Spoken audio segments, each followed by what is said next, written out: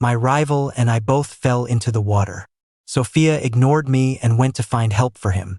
After I dragged myself ashore on my bad leg, I told her I wanted a divorce. Sophia looked at me, bewildered. Felix can't swim. I had to help him first. Are you really making a big deal out of this? Our 5-year-old son's face was just as cold. Dad, you're fine. Why do you have to be so petty? I slapped Sophia across the face. Then I grabbed my son's cheek and sneered. Yes, I am. I'm just that petty. Sophia's head snapped to the side. When she turned back, her lip was twitching as she fought to control her anger. Leo, can you please calm down? Zach, being just a little kid, started crying and struggling. No wonder Mom saved Uncle Felix instead of you. You're a horrible person. You deserve to fall in. I hauled him up by his arm, my bad leg throbbing, and gave him a swat on the butt. That's right. I'm a horrible person. Go ask Felix to be your new dad. Felix pushed me aside and pulled Zach into a hug, cradling him protectively. Out of Sophia's line of sight, he shot me a triumphant, mocking smile. Leo, he's just a kid. He's just saying things because he's upset. How could you hit him? Hiding in Felix's arms, Zach shrieked, I'm not just upset. I don't want him as my dad. He's so lame. He can't ride a horse or play golf. He's nothing compared to Uncle Felix. Mom doesn't like him and I don't like him either. Before Zach could spill any more of his true feelings, Sophia cut him off. Zach, stop it. With that, she stood in front of them both, a guardian protecting her own. The crying child, the gentle father figure, the beautiful mother. Ah, what a perfect little family. To make it worse, Felix was still being passive-aggressive. What an adorable, well-behaved kid. I could never bring myself to lay a hand on him. You're a pretty heartless father. A smirk played on my lips as I stared him down. Say one more word, and I guarantee the next slap will be on your face. I watched the smile freeze on Felix's face. I scoffed, leaving the cheating cow, the scumbag, and their little brat on the beach. I turned and walked away. The next day, I handed Sophia the divorce papers. She frowned, pushing her gold-rimmed glasses up her nose, her face etched with exhaustion. If you take this too far, it's not going to be easy to walk it back. I'm not taking it far. Just sign it. Our assets will be divided according to the prenup. As for Zach's custody, it's all yours. Zach had inherited Sophia's coldness and cruelty, and her lack of love for me. Rather than force him to stay by my side, it was better to let him go with her. Sophia put the papers down. She looked up at me, her face a mask of confusion. Is this all because of what happened yesterday? Felix can't swim. What was wrong with me going to help him? You were fine. Does it really have to come to divorce? She acted all self-righteous, using yesterday's incident to blame me. As if the mere fact that I didn't die in the water proved her right. She owned the moral high ground now. Yesterday, Sophia and I had taken Zach to the beach. Partway through, Sophia left for a little while. And in that short time, she brought Felix back with her. She claimed she'd run into him on the way and brought him along because he was all alone. Ignoring my sour expression, Zach, who was usually reserved and stuck to my side, threw himself into Felix's arms with a look of pure joy. Uncle Felix, it's only been a day, but I missed you so much.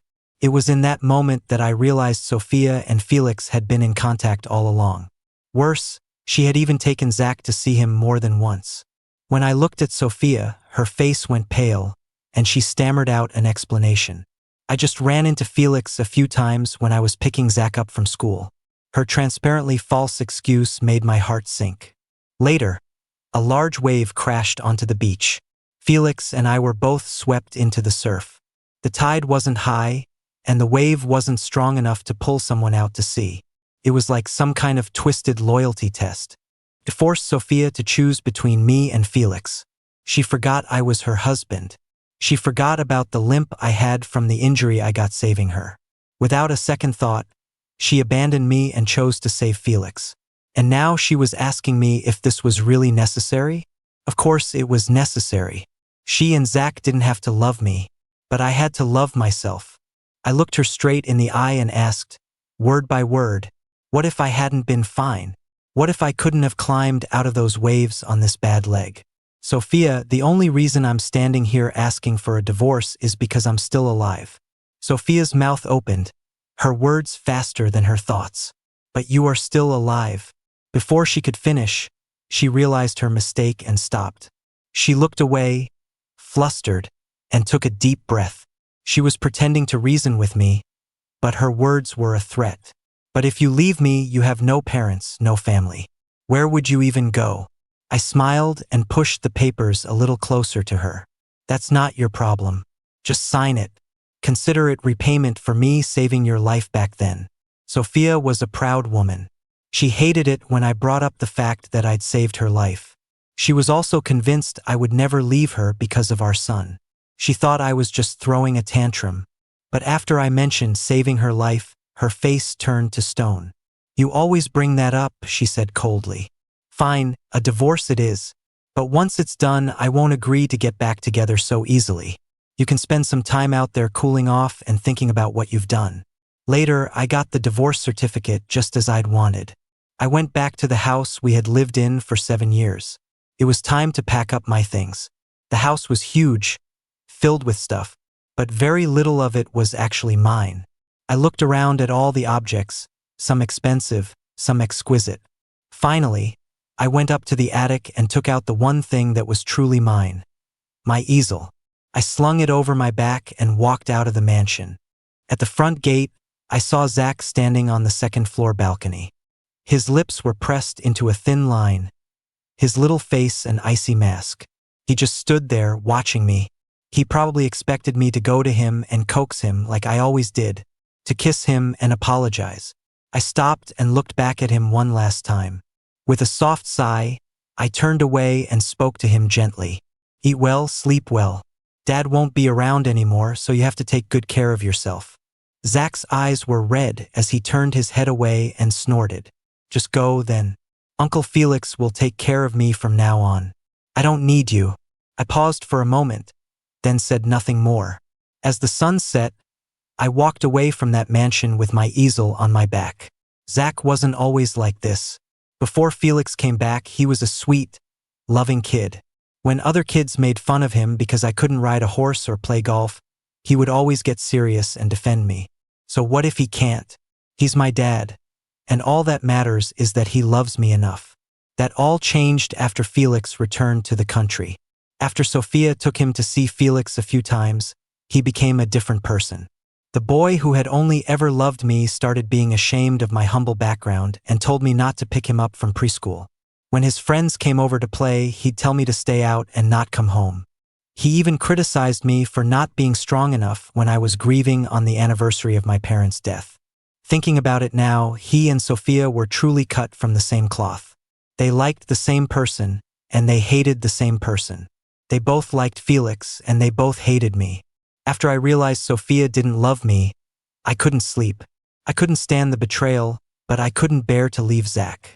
But his hatred for me made my reluctance feel like a joke. The road out of that gated community wasn't long, but it took me 7 years to walk it. Walking down the path in the twilight, my mind drifted back to the past. 15 years ago, my father died saving Sophia's father. My mother passed away soon after from grief and depression. As a young boy, I ended up living with the Whites. Sophia was their only daughter, a spoiled princess who was used to getting her way. But when we were young, she was incredibly kind to me. So kind that I fell hopelessly in love with her. Until she fell for Felix and they started dating. That's when I buried my feelings deep inside. Even after she and Felix broke up, I never dreamed of being with her again. But then, after I saved her from an accident, she started pursuing me. With her parents' encouragement, she began to chase after me. She was the girl I had loved for so many years. I couldn't bring myself to be cold to her. In the end, her persistence won and we got together. We got married and later we had Zach. I thought we would be together forever. But Felix's return shattered my dream. 3 months ago, I went to pick her up after she'd been drinking. Outside the private room, I heard her friends mention Felix. Felix is back. What are you going to do? She rested her head on one hand and swirled the red wine in her glass with the other, a helpless smile on her face. What can I do? I'm already married. Her friends, ever the gossips, pressed on. But what if you weren't? You two were so in love back then. You almost died for him. Sophia gave a bitter laugh. What a stupid thing to say. Oh right, I forgot. Your husband was the one who saved you, and he ended up with a limp. Yeah, for that alone, you could never betray him. The bitter smile on Sophia's lips was a dagger in my heart. It stopped me from going in. It was then that I finally understood. She had never loved me. All she felt for me was guilt. I had been trapped by her lie for 7 years. Fortunately, it wasn't too late. Under the setting sun, I was finally regaining my freedom. I checked into a hotel I'd found earlier. That evening, I got a call from Sophia's parents.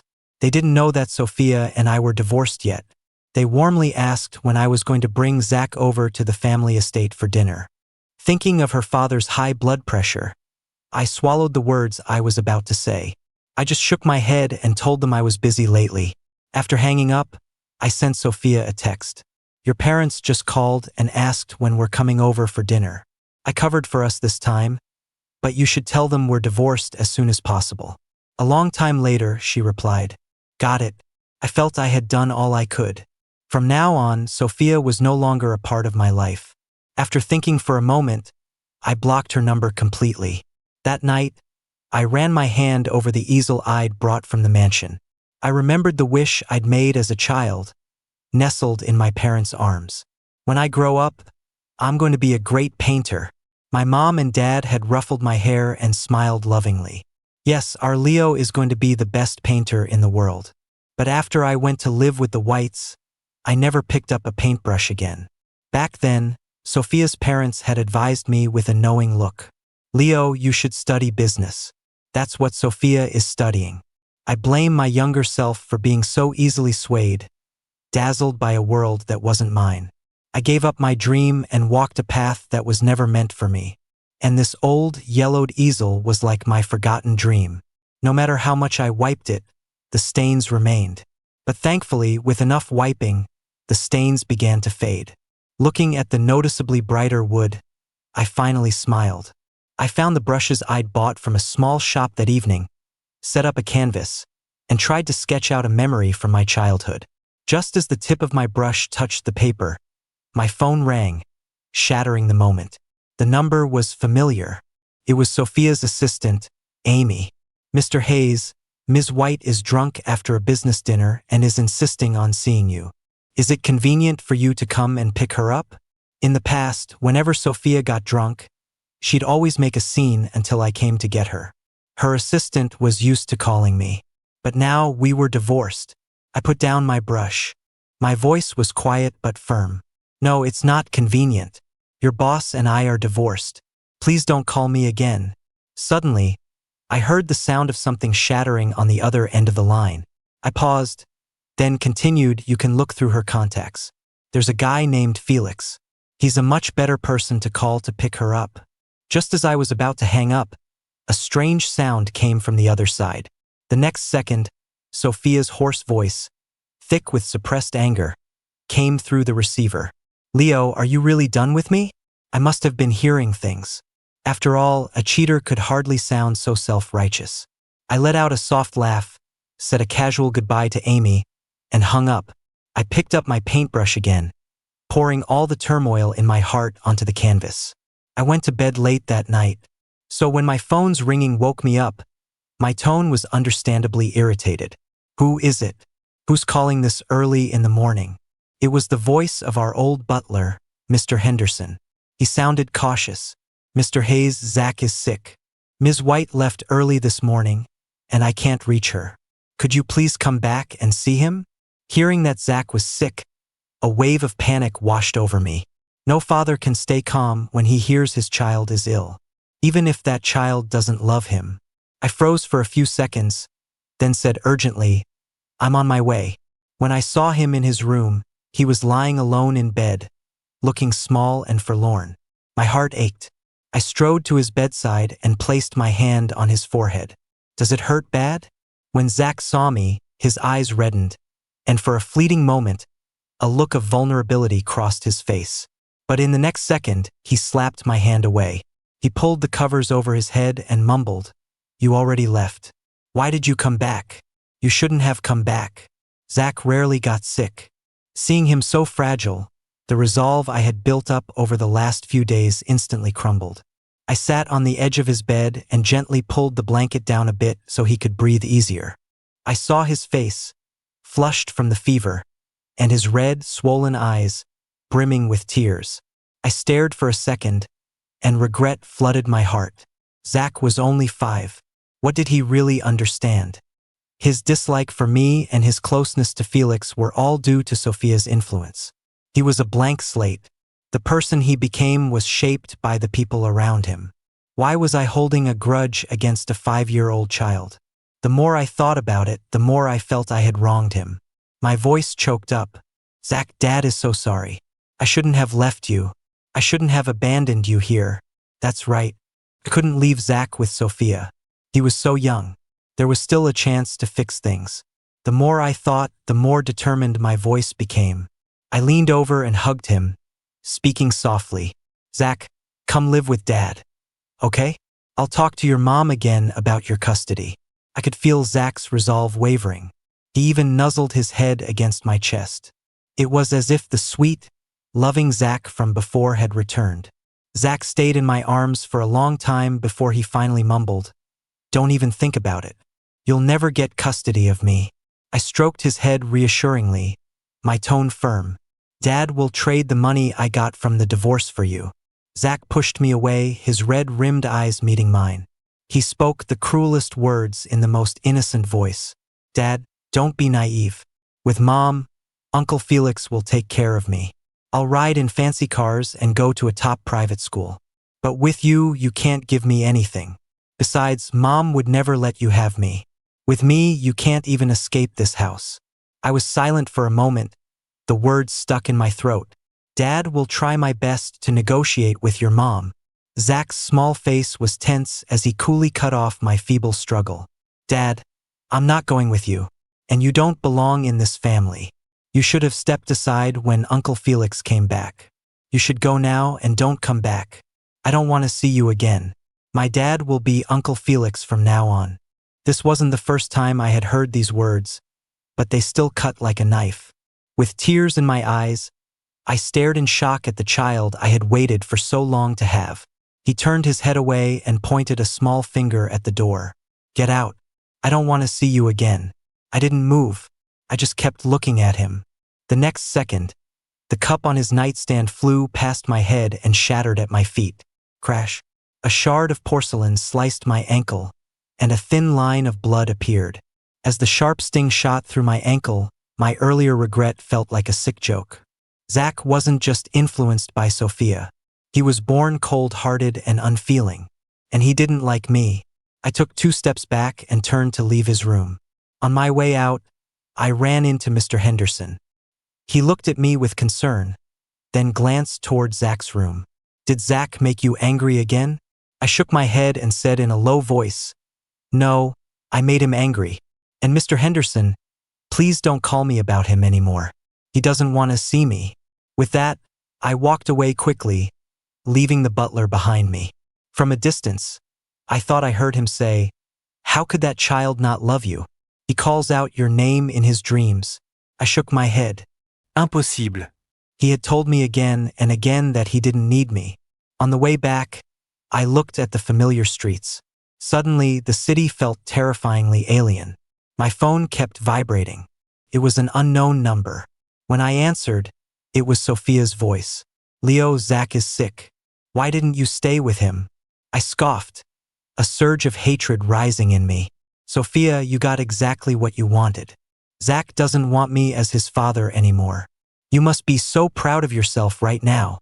Sophia tried to explain, her words tumbling out in a rush. "I never meant for that to happen. I just wanted him to not hate Felix. I lost control and screamed, so you chose to make him hate me instead.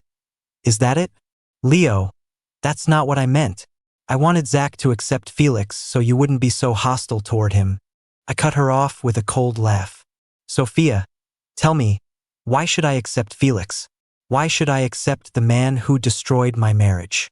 Sophia was silent for a long time, so long that I lost the will to fight with her.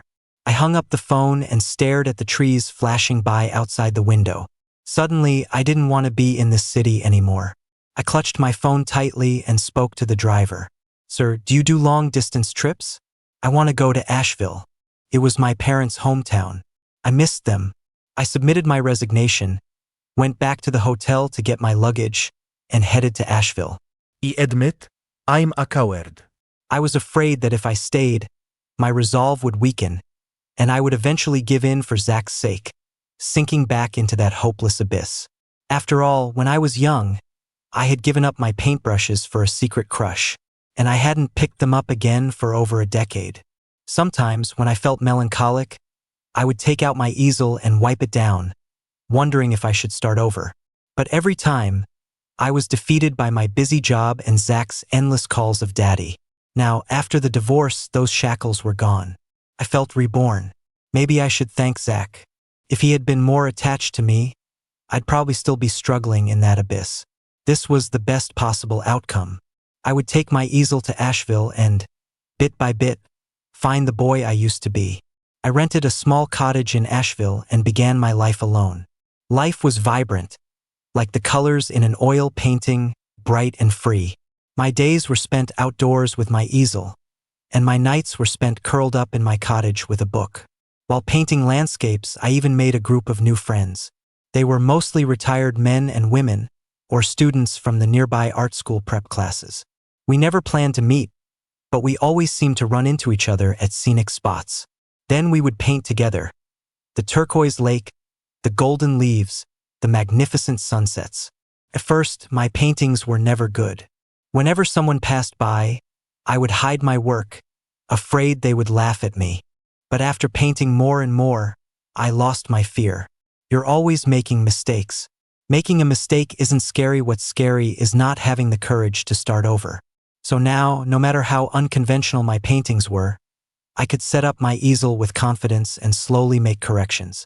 Today's painting of the autumn lake was a perfect example. When I first finished it, I wasn't satisfied. The highlights weren't bright enough, it lacked contrast, and the elements didn't connect. But I didn't give up on it.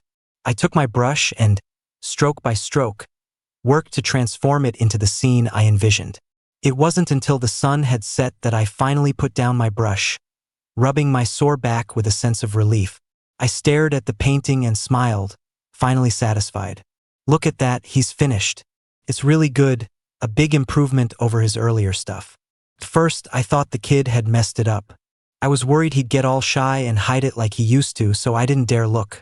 I can't believe how well it turned out. I looked up. A group of older folks had gathered around me at some point. They were critiquing my painting. They praised my progress, teased me about my initial shyness, and encouraged me to keep going. Surrounded by them, I just smiled. They were right. So what if I messed up? The brush in my hand wouldn't stop. It would always follow my heart's desire and correct the painting until it matched my vision. Even if it was hard, and even if the final result wasn't perfect. I was always moving forward, heading in the direction I wanted to go. My life was just like that, too. Autumn in Asheville is short. In the blink of an eye, snowflakes began to drift from the sky. It got so cold that everyone went out to paint less often. I started painting at home for my own enjoyment. To document my progress, I started a live stream while I painted, without showing my face. I would often talk to myself on the stream. This color doesn't look right. I should use this one. Nice, that makes the composition much more harmonious. Hey, the contrast in this one is great. I'm a genius. After streaming for a while, I gained a few hundred followers. They would often pop into my stream to chat with me and listen to me ramble. 2 usernames, in particular, became very familiar. One was Willow Whisper and the other was Kiddo. Willow Whisper was one of my very first followers. Kiddo showed up about a month later. The reason I recognized them was that they loved to send me donations, and nothing I said could stop them. They were my top 2 supporters. They also seemed to know each other and would often argue in the chat. Willow Whisper was very preachy, always offering critiques of my work while praising it. Kiddo was much cuter. Even when I made a mistake, he would praise my work blindly. So Kiddo often got annoyed by Willow Whisper's critiques. The two of them were constantly at each other's throats. Kiddo, can you even paint? Stop being a know-it-all. Nobody likes that. Willow Whisper, at least I'm not some little kid who can't even spell. Kiddo, you talk too much. No wonder you don't have a husband. Willow Whisper, yeah, well, your dad ran away too. I'd read their chats during my breaks. It was always a head-scratcher. But for all their bickering, they were a united front when it came to defending me. When trolls came into the stream to demand I show my face or insult me, the two of them would team up to blast the troublemakers and protect my channel. I didn't start streaming to make money, so I had a pretty casual attitude about it. But I was still touched by their loyalty. To thank them, I offered to send them one of my paintings as a gift. I smiled and told them to send me their addresses, but my DMs remained stubbornly empty. I figured they had stepped away, so I sent them each a message. Thanks for all your support. If you don't mind, you can leave your address and I'll send you one of my favorite recent paintings. They didn't post in the chat for the rest of the day. It wasn't until I was about to end the stream that I received their addresses. Coincidentally, both addresses were the same. And even more coincidentally, they were in the city I had run away from. I stared at their usernames, and an absurd thought crossed my mind. Then I couldn't help but laugh. How could it possibly be them? One of them was probably enjoying her newlywed life by now. The other was probably celebrating his new high society second father. The next day, I went out into the swirling snow. I went to the local market and bought some famous Asheville specialties. Then I mailed the gifts and the promised paintings to them. When I got home, I didn't feel like taking a nap. Instead, I started a live stream and set up my easel. I was starting to suspect Willow Whisper didn't have a job. Whenever I went live, she was always the first one there to greet me. Kiddo, on the other hand, was more like a student, usually only showing up at night. I glanced at the stream and responded to Willow Whisper's greeting. I've sent the paintings. You can let Kiddo know. With that, I went back to my work. When I was out today, I saw a happy scene in the snow. A father with a hearty laugh, a mother in a red scarf, and their little bundled-up child holding their hands. It reminded me of my parents and me long ago. At that moment, I knew I had to paint it when I got home. I focused on the canvas, painting the scene from my heart. Ding dong. The doorbell rang. I frowned, put down my brush, and went to answer it. It was my neighbor, Linda. She had a gentle smile and a pair of lovely dimples. Mr. Hayes, I saw you had a delivery at the post office. It looked like a bag of rice, so I brought it up for you. I looked at the bag of rice in her hands and remembered the jasmine rice I'd ordered online a few days ago. I thanked her gratefully and was about to take the bag inside. Linda was very kind and insisted on helping. Where do you want it? I'll carry it inside for you. I smiled sheepishly and pointed to the kitchen. Afterward, I offered her a glass of water and then grabbed some fruit I'd bought today from the fridge, pressing it into her arms and thanking her again and again. Once that was all done, I returned to my easel. As my eyes swept across the screen, I saw it was filled with messages from Willow Whisper. There's a woman in your house? Who is she? What is she doing there? What is she to you? I scrolled through my phone and saw she had sent me a ton of DMs too. They were all aggressive questions. The last one read, Leo, answer me. Who is she? I blinked. I was now certain of her identity. Willow Whisper was indeed Sophia, and that meant Kiddo must be Zach. I didn't answer her questions. I just ended the stream. I didn't understand what they were trying to do. Surely they couldn't have suddenly realized my worth after I left. If so, that was just pathetic. After that, I didn't stream for several days. I was glad I hadn't put a return address on the package I'd sent. If they were crazy enough to try to find me, it would probably take them a while. But I never expected to see them again so soon. After holing up at home for a few days, I decided to go out for some fresh air. When I opened the door, I saw Sophia. She was holding Zach's hand. The two of them, one big and one small, just stood there, staring at me. I poured Zach a glass of hot water and then sat down across from Sophia. I watched her with a cold expression as she scanned the room. Why did you come looking for me? Zach sat on the sofa, holding the glass, his face a cold mask. Their expressions made me want to laugh. After confirming there were no other women in the house, Sophia's frown relaxed slightly. She looked at me, her voice soft. Leo, it's been a while. How are you? I frowned. Cut the crap. Zach's winter break is coming up. He wanted to come see you. Zach was the child I had longed for. Whether he liked me or not, I still had a duty to care for him as a minor. I turned my gaze to Zach and spoke softly. Do you want to stay here with me? Zach took a small sip of water, his face tense as he shook his head. No. Mom made me come. I looked down with a bitter smile, then shot a sarcastic look at Sophia. Don't use your child as an excuse. Sophia's expression soured, her voice turning sharp. Zach, you watch your tone. I really couldn't stand watching her scold him. I cut her off with a cold laugh. Can you stop with the act? And we're divorced. You shouldn't be bothering me anymore. Sophia's lips trembled, her expression suddenly defeated. Leo, I don't get it. I never cheated on you with Felix. We were just friends. As for what happened at the lake, I can promise it will never happen again. From now on, I'll always put you first. Why did you still have to divorce me? You used to love me so much. You even got that limp saving me. What happened to you? I let out a slow breath and turned to face her directly. Did you really marry me because you loved me? If you truly loved me, why did you choose to save him first when Felix and I fell in the water? Why did you take Zach to play with him and keep telling me to just accept him? Sophia, don't you dare defile the word love. It's disgusting. As Sophia's face grew paler, I couldn't stop the years of resentment from pouring out. Sophia, yes, I loved you when we were young. But when I risked my life to pull you out of that car, it wasn't to make you feel indebted to me. I would have saved a complete stranger in that situation. But what did you do, Sophia? You didn't love me, but you pretended to, all out of guilt. Did you think you were compensating me? Do you feel like you're the victim here? My parents always taught me to be a kind person. But do you know what? When I found out you pursued me and married me out of guilt, I regretted saving your life more than anything. Sophia stared at me, her eyes bloodshot. That's not true. I love you too. I just realized it too late. I took a deep breath and pointed to the door. That has nothing to do with me anymore. Please stop bothering me. Zach was the first to walk out.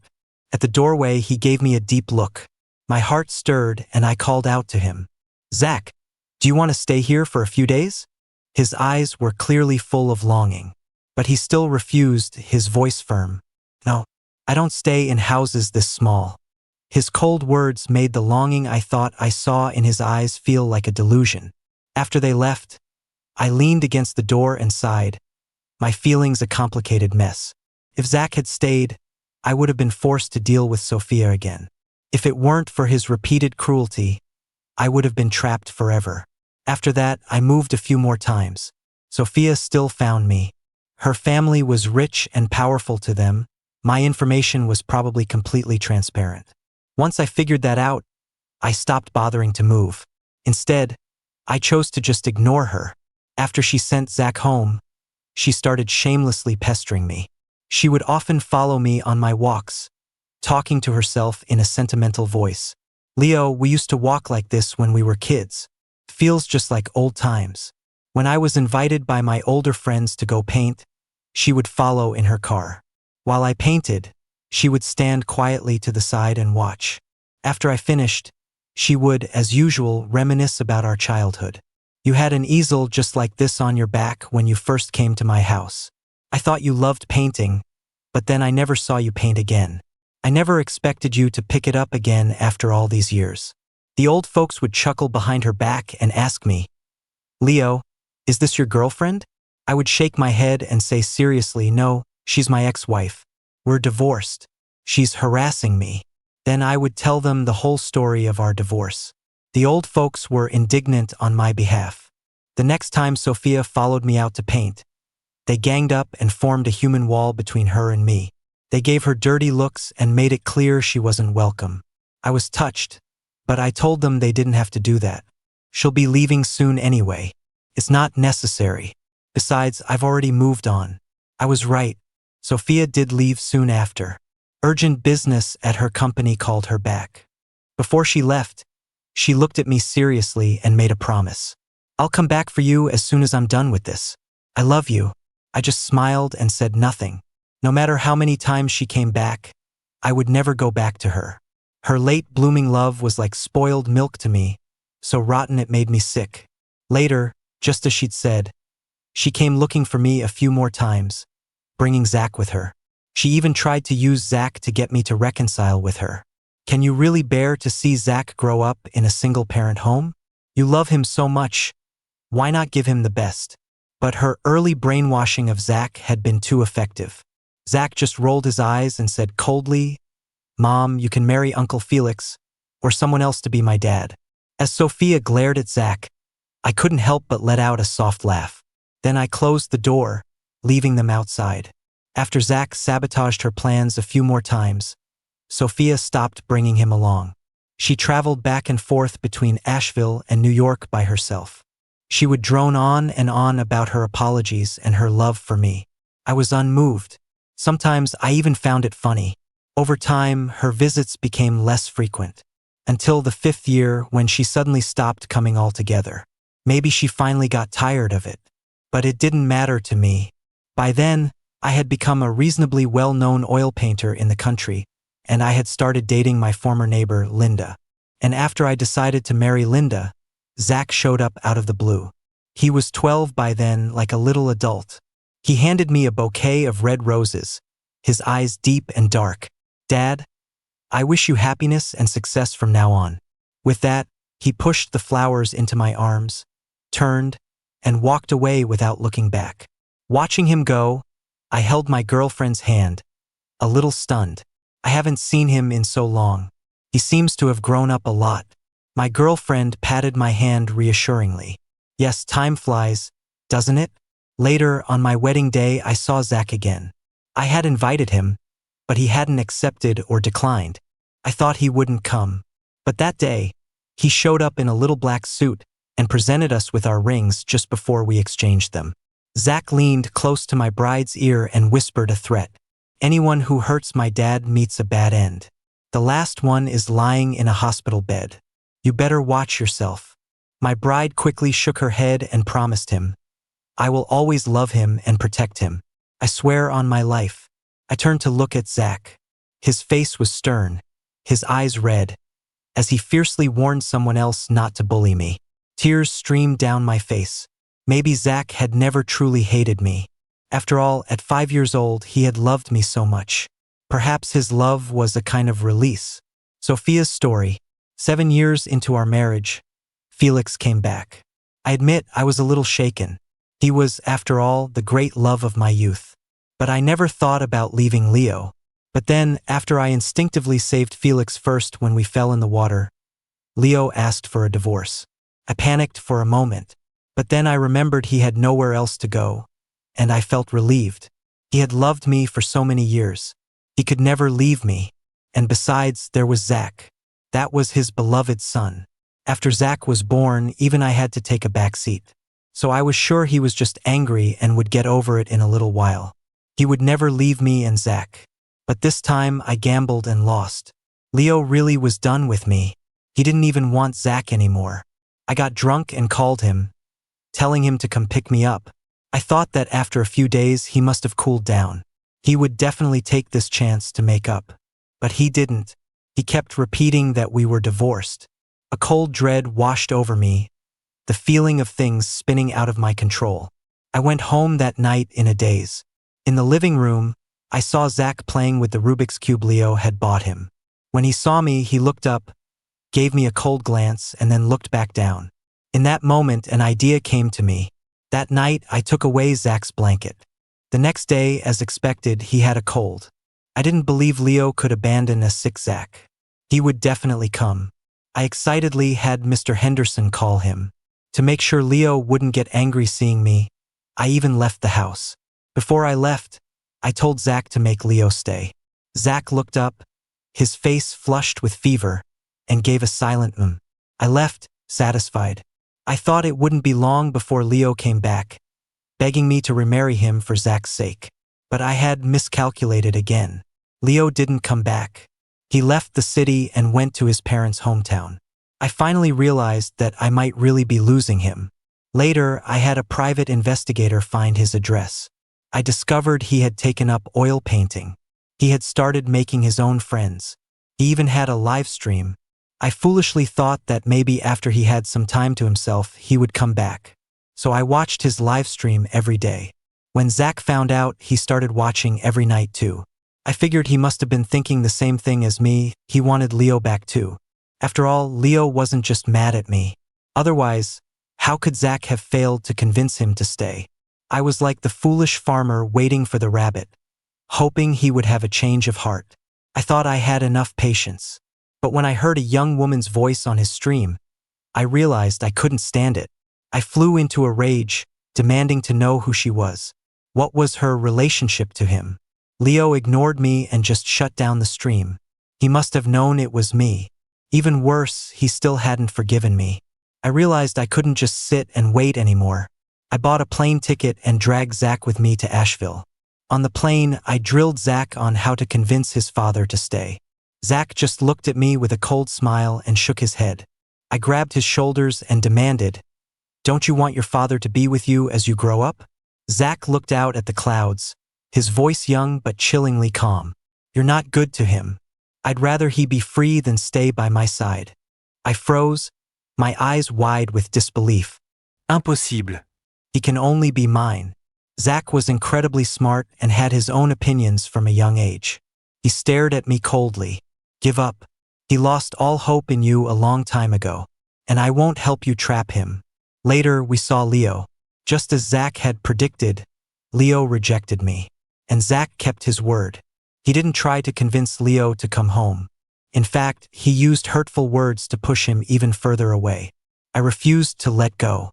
I harassed him relentlessly, but he treated me like I was invisible. Until the 5th year after our divorce. I couldn't keep chasing him anymore. I got very, very sick. Zach stood by my bed and sneered, telling me I deserved it. I struggled to sit up in my hospital bed and stared at him for a long time. "Did you deliberately make him angry back then, so he would have no reason to stay with us?" Zach was only 10, but he was wise beyond his years. He glanced at me, his voice thin and cold. 5 years ago, after that man came back, Dad was in so much pain. He looked haggard for a long time. I loved him so much. Since he wanted to leave, I decided to let him go without any burdens. "You're right, I did it on purpose. But didn't it all start with you?" Looking at his precocious face, I was stunned. So that was why Zach's personality had changed so suddenly. He had always been so attached to Leo, loving him and clinging to him. How could a few words from an outsider make him hate his father and be so cruel? It all made sense now. He did it so Leo could leave without any guilt. As a sharp pain pierced my heart, I couldn't help but taunt him. "But you lost him too." Zach suddenly smiled. A sweet smile he only ever showed Leo. "As long as he's happy. By the way, I have some good news for you. He's getting married soon." He invited me to his wedding. "The patient's heart rate is abnormal. What did you say to agitate her? Get out now. She needs emergency care." In the chaos, I saw doctors and nurses rushing toward me out of the corner of my eye. After being scolded, Zach calmly walked out of the room. And then, I couldn't hear or see anything. An endless darkness and silence washed over me. I was finally starting to regret it. If I could go back to the beginning, I would have saved Leo first. Then he would never have left me. Would he? Zach's story. Sophia died when I was 15. After she died, with my grandfather's help, I slowly took over the company. Once I was in control, I went after Felix. The man who had broken my father's heart came begging me for mercy. He kept talking about our childhood connection, asking me to spare him. What connection did we have? The one where he made my father miserable? The one that forced me to leave my father? I shook my head coldly and hit the Felix family's business even harder. Eventually, his company went bankrupt and I took it over. When I learned Felix was hundreds of millions of dollars in debt, I mercifully let him stay at the company to work it off. I even made sure to promote the employees he had once bullied to be his bosses. But he couldn't take it for more than a few years and killed himself. TSK. How boring. To be honest, learning to run a company was painful. But if I didn't learn, I couldn't protect my dad. I wanted to give my dad the best of everything. I pushed him away back then so he could be happy. I study hard now to guarantee his happiness, so that if his current wife ever hurts him the way Sophia did, I can use everything I have to give him a safe harbor. Instead of being like I was as a child, pretending to be cold and making him leave heartbroken. After all, he loved me so much back then. Now that I'm grown up, I can't let him be sad again.